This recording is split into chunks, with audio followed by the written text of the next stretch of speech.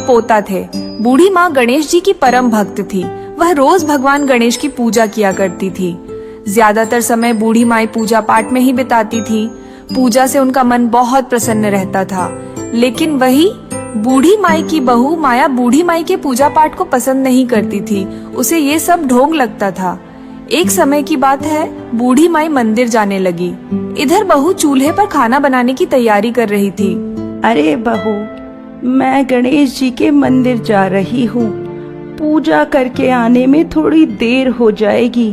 तुम तब तक खाना बना के रख लेना। ये बुढ़िया पूजा के नाम पर बस घूमती रहती है और घर का काम करने में इसे बहुत आफत आती है। माया खाना बना ही रही होती है कि तभी सोनू खेलते हुए वहाँ आ गया। उसने चूल्हे से जलती हुई लकड़ी निकाल ली, जिससे उसके कपड़ों में आग लग गई। बहू दौड़ कर आई और आग को बुझाने लगी। तब तक बच्चा बहुत जल गया था। थोड़ी देर बाद बूढ़ी माई मंदिर से आई। उन्होंने देखा कि आज तो रसोई में बहू ने झाड़ू तक नहीं लगाई, ना ही खाना बना था। अरे बहू, ये क्या, इतनी देर हो गई, अभी तक खाना नहीं बना। बहू बहू, ये सोनू को क्या हो गया? हे गणेश जी महाराज, ये क्या हो गया? माँ जी, आप वहीं रुकिए। आप मेरे बेटे से दूर ही रहिए। क्या हुआ बहू, तू ऐसा क्यों बोल रही है? ठीक ही तो कह रही हूँ। आपकी वजह से ये सब हुआ है। आपको तो बस पूजा पाठ से मतलब है और किसी से नहीं है। अब तक आपको क्या फल दे दिया आपकी इस पूजा ने? क्या आपके भगवान मेरे बेटे को ठीक कर देंगे? आप जाइए यहाँ से।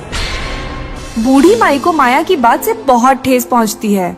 बूढ़ी माई रोते हुए वहाँ से चली जाती है और भगवान गणेश के पास बैठकर रोने लगती है। फिर शाम को बूढ़ी माई का बेटा राजू आता है। तब माया उससे बूढ़ी माई की शिकायत करने लगती है। सुनो जी, अब इस घर में या तो आपकी माँ रहेगी या फिर मैं। क्या हुआ माया, ऐसा क्यों बोल रही हो? आपको सोनू की हालत दिखाई नहीं दे रही? सब आपकी माँ के कारण हुआ है। उन्हें घर का एक काम नहीं करना होता। मैं कितना काम करूं, कितना ध्यान दूं? उन्होंने तो बस एक पूजा का ढोंग बना रखा है। दिन भर पूजा करती रहती है, ऊपर से मुझसे फरमाइशें करती है। बहू, आज भोग के लिए ये बना दे, आज भोग के लिए वो बना दे।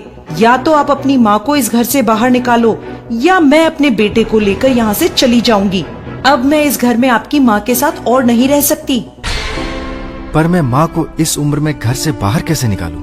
मैं कुछ नहीं जानती। मैं अब आपकी माँ के साथ इस घर में नहीं रहूंगी। अच्छा, रुको, मैं कुछ उपाय सोचता हूँ। अब तो बूढ़ी माई का बेटा चिंता में पड़ जाता है। बहुत सोच विचार करके वह अपनी माँ को निकालने को तैयार हो जाता है और माँ के पास जाता है और कहता है, बेटा, तू आ गया? अब सोनू कैसा है? माँ, वो तो अब ठीक है। बेटा, देख ना, बहू को समझा। वो मुझे सुबह से उल्टा सीधा बोल रही है। माँ, आप एक काम करो, आप मामा के यहाँ कुछ दिन के लिए घूमने चली जाओ। जब माया का मन शांत होगा तो वापस आ जाना।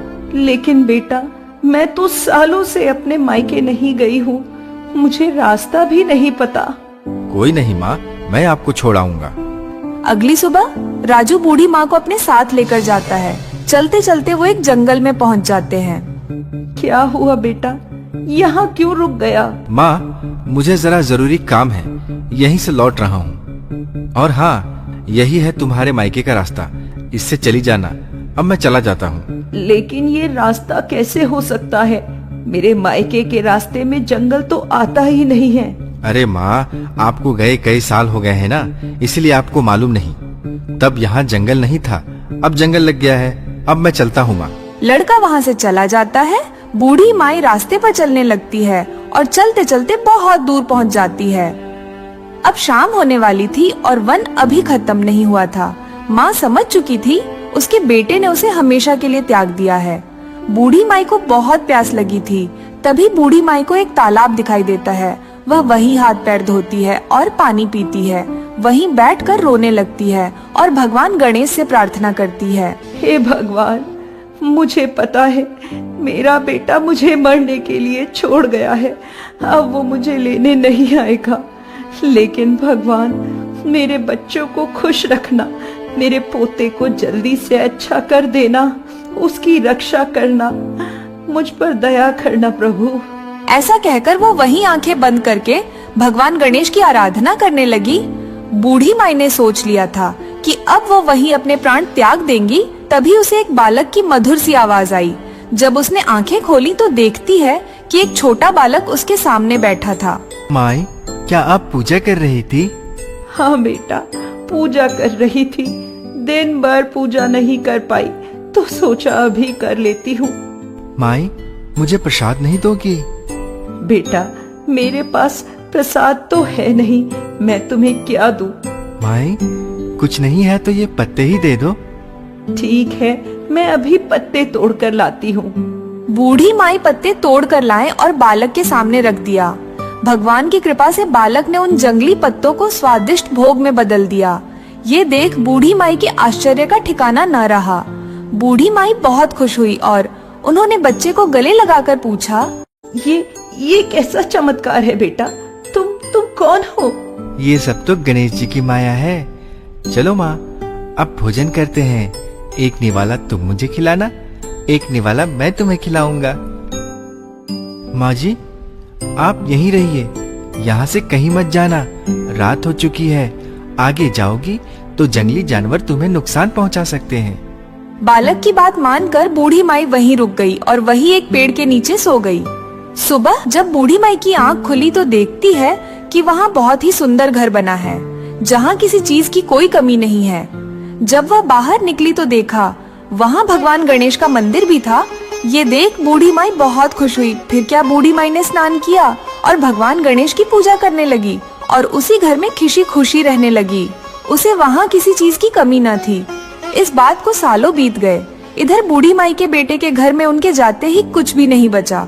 सब धन संपत्ति नष्ट हो गई। बेटा बहुत गरीब हो गया, यहाँ तक कि उन्हें अपना घर तक बेचने की नौबत आ गई। सुनो जी, घर में अन्न का एक दाना भी नहीं है। सोनू भूख से तड़प रहा है। अब इस गांव में हमारा गुजारा बहुत मुश्किल है। क्यों ना हम ये गांव छोड़कर शहर चले जाएं? वहाँ हम दोनों कोई ना कोई काम करके पैसे जुटा लेंगे। पेट में 2 रोटी तो आएगी। हाँ माया, तुम सही कह रही हो। अब यहाँ कुछ बचा नहीं है, हमें शहर जाना ही होगा। राजू अपनी पत्नी और बच्चे के साथ गांव छोड़कर शहर की ओर निकल पड़ा। शहर जाते समय रास्ते में वही घना जंगल पड़ा जहां राजू ने अपनी माँ को सालों पहले छोड़ा था। आज ऐसा दिन आ गया था कि वो खुद अपना घर छोड़कर परिवार के साथ दर दर भटक रहा था। चलते चलते काफी देर हो गई थी। उन्हें बहुत जोरों की भूख लगी थी। तभी उन्हें वन के बीच में एक सुंदर सा घर दिखा। वो घर किसी और का नहीं, बूढ़ी माई का था। सुनिए ना, बहुत जोरों की भूख लगी है। वो देखिए, वहाँ एक बड़ा सा घर दिखाई पड़ता है। चलिए उस घर से कुछ खाने को मांग लेते हैं।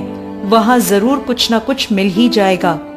ये सोचकर राजू, माया और उसका बेटा तीनों बूढ़ी माई का घर का दरवाजा खटखटाते हैं। बूढ़ी माई ने दरवाजा खोलती है तो उन्हें जरा भी देर नहीं लगती पहचानने में कि वो उन्हीं का परिवार है। अपनी माँ को इतने बड़े घर में जीवित देख दोनों हैरान रह जाते हैं। अरे माँ, आप यहाँ? क्या आप इस घर के मालिक को जानती हैं? नहीं बेटा, ये घर मेरा ही है। मैं ही घर की मालकिन हूँ। आप? लेकिन इतने बड़े घर की आप मालकिन कैसे बन गई? मैंने कहाँ कुछ किया, ये तो सब गणेश जी की कृपा से हुआ है। सब उन्होंने ही मुझे दान में दिया है। क्या करूं, मेरी औलाद ने तो मुझे मरने के लिए इस जंगल में छोड़ दिया था, लेकिन गणेश जी ने मुझे संभाल लिया। वो एक बालक के रूप में आए और उन्होंने मुझे ये सब दे दिया। माँ, हमें क्षमा कर दो। मैंने आपको घर से निकालकर बहुत बड़ा पाप किया था और शायद उसी पाप की सजा हमें मिल रही है।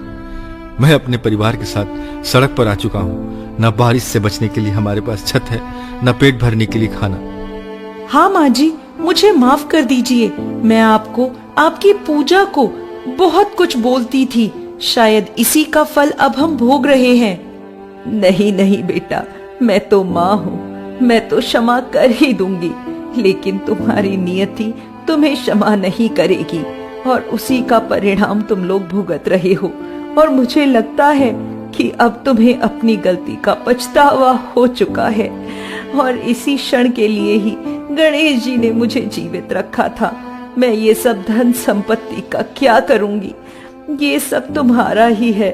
वैसे भी मेरा समय तो अब पूरा हो चुका, इस लोक को छोड़कर परलोक जाने का। ऐसा कहकर बूढ़ी माई अपने प्राण त्याग देती है और गणेश लोक में उनकी आत्मा को स्थान मिल जाता है। इधर बूढ़ी माई